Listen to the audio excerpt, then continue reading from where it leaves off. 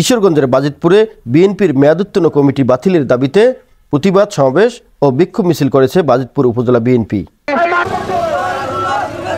2020 সালে শেখ মুজিবুর রহমান ইকবালকে আহ্বায়ক করে কমিটি করা হলেও এখন পর্যন্ত পূর্ণাঙ্গ কমিটি গঠন করা না হওয়ায় এই বিক্ষোভ সমাবেশ করেছেন স্থানীয় বিএনপি ও সকল অঙ্গ সংগঠনের নেতাকর্মীগণ।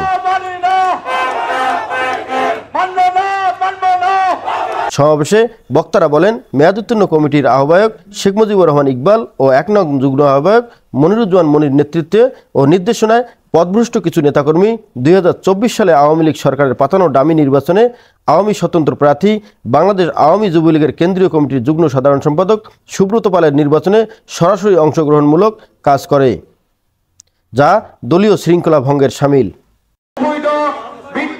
বিচার ব্যবস্থা কায়েম করেছি, আমরা শৃঙ্খলা করবেন না, আপনাদের নেতৃবৃন্দকে সহযোগিতা করে আজকের এই প্রতিবাদ সভায় এখন বক্তব্য রাখবেন। সমাবেশে বিএনপির কেন্দ্রীয় নেতৃবৃন্দের ও স্থায়ী কমিটির সদস্য সহ বিএনপির ভারপ্রাপ্ত চেয়ারম্যান তারেক রহমানের দৃষ্টি আকর্ষণ করে মেয়াদোত্তীর্ণ কমিটির আহ্বায়ক শেখ মুজিবুর রহমান ইকবাল ও 1 নং যুগ্ম আহ্বায়ক মনিরুজ্জামান মনির বিরুদ্ধে সাংগঠনিক ব্যবস্থা গ্রহণ সহ নতুন কমিটি গঠনের দাবি জানান। এ সময় আরাফাত রহমান কোকর মৃত্যুবার্ষিকী ও খালেদা জিয়ার রোগ মুক্তি কামনায় দোয়া করা হয়।